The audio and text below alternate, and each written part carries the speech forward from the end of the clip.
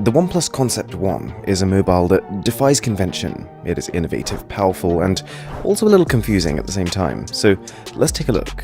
In case it wasn't obvious, this device continues OnePlus's collaboration with McLaren, the company responsible for supercars like the McLaren 720S, from which inspiration has definitely been borrowed here. It uses McLaren's signature papaya orange leather on either side, and then a glass window going down the middle, made to look like a racetrack. It's premium, obviously. Construction feels tight and refined, and visually it kind of reminds me a lot of that Huawei Porsche design Mate 30 RS phone that I took a look at recently. But what exactly is this phone?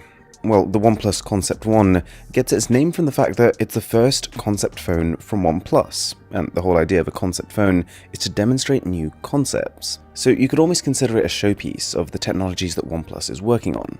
First of all, the rim of the phone is surrounded by pure gold. To which you might be thinking, hold on a second, what? It's true, but maybe even more interesting is the tech behind it. So, a normal modern smartphone will usually have a stainless steel frame or an aluminium frame, but with the Concept One, OnePlus started with this and then used a process called physical vapor deposition to add a thin film of pure gold on top of it. Solid gold is converted to a vapor. The vapor sticks to the phone's rim and then becomes solid again. Obviously, using large chunks of gold wouldn't make sense. It would make the phone prohibitively expensive, and so this is one of the ways that OnePlus can actually build a phone which has the finish of pure gold without the cost. Now, I'm not entirely sure gold is a good material to have on the outside of phones because of its tendency to scratch, but this is more a proof of concept. It's OnePlus saying, we've done this with gold, but really we could do this to create many more types of finishes, so stay tuned. And speaking of staying tuned, if you do like straight-to-the-point tech content, then a sub to the Mr. Who's the Boss channel would be incredible. In all this time then, you might have also been wondering, Aaron, where are the cameras? Well, that's OnePlus's second trick here. Cameras that can disappear. Electrochromic glass is what it is. Glass for which you can pass an electric current through, causing the alignment of the molecules to shift, preventing you seeing through it.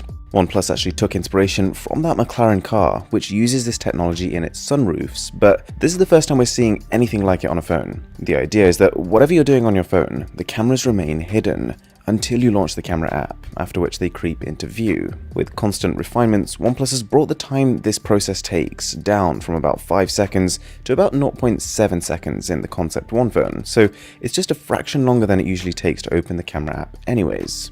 So, this technology does have a few perks, but it also has quite a lot of question marks. First of all, on the positive side, whilst I don't personally think the cameras on most phones look bad, for an ultimate minimalist, I can see the appeal of this even more seamless look. But, as I guess you've come to expect from OnePlus, this is not a company that likes to do things just for show. There is a functional benefit. You might have heard of a neutral density filter. It's an attachment you can get for professional DSLR lenses that can restrict the amount of light that gets into the camera. Well, this tintable glass, for the first time ever, replicates this functionality on a smartphone. So when you're in pro mode, one tap on this button and all of a sudden the bright spots in your image become a little less bright. And then of course there's just the fact that it's cool. The invisible camera is a design feature in the same way that having an exciting color option is, and we've seen plenty of those in the last few years. But before I get to where I think this tech is potentially headed, I gotta say, I left this event with almost as many questions as I arrived with. For starters, this neutral density filter is nowhere near as useful on a phone as it is on a DSLR camera. One of the main use cases would be when you're taking photos in broad daylight and you want to use a lens with a wide aperture, one that lets in loads of light. A neutral density filter can restrict the amount of light and therefore prevent you overexposing your shot. But on a smartphone, A, you can't change your lens anyway, and B, your camera software can more often than not automatically correct for overexposure anyways. I won't go into too many details, but there are still some use cases, like being able to take those long exposure shots during the daytime, but they're niche. I genuinely expect no more than 2% of smartphone users to care, because ultimately reducing the amount of light in almost every situation means your phone actually captures less information.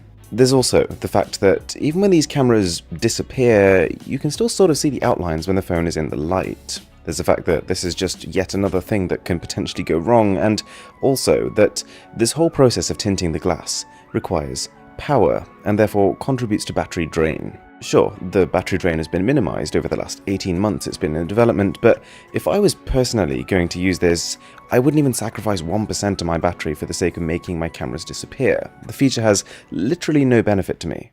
And the elephant in the room, the biggest question that I don't feel like OnePlus fully answered is, why is this tech important in the first place? They said it's been 18 months in development, and usually projects of this kind of scale start from a place of trying to solve a problem, but it's tough to decipher what problem this solves exactly. That said, I'd give OnePlus the benefit of the doubt here. The fact that they've released this in the form of a concept phone means they're fully aware this isn't something everyone's going to want to buy. More of a heads up that, hey look, this is a piece of tech that we're working on. I've been told to potentially expect to see products using it as soon as this year, and it's perfectly possible that by then there will also be more of a use for it. Whilst, yeah, I'm not exactly sure whether glass that can just get brighter and darker is particularly useful, it could well be a stepping stone into glass that can change color. What if on your future OnePlus device, you could use an app and just press a button to change the color of your entire external physical smartphone? That would be crazy. You could go red, green, blue, whatever you wanted the phone to look like.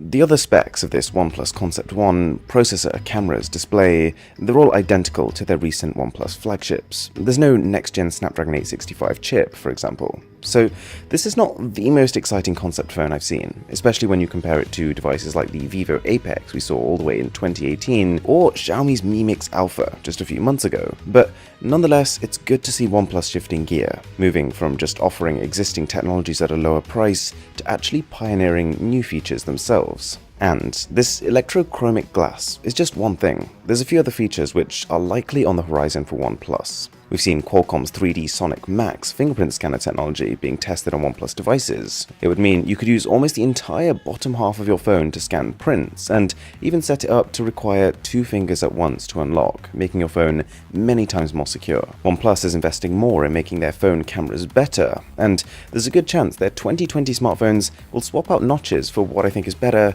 the hole punch for the front camera, and the 90Hz fluid displays we loved last year may just level up to 120Hz. Plus, as a final cherry on top, a mid-range OnePlus device is looking very likely. So stay tuned to the Mr. Who's the Boss channel for more updates on that. And with that being said, my name is Aaron, this is Mr. Who's the Boss, and I'll catch you in the next one.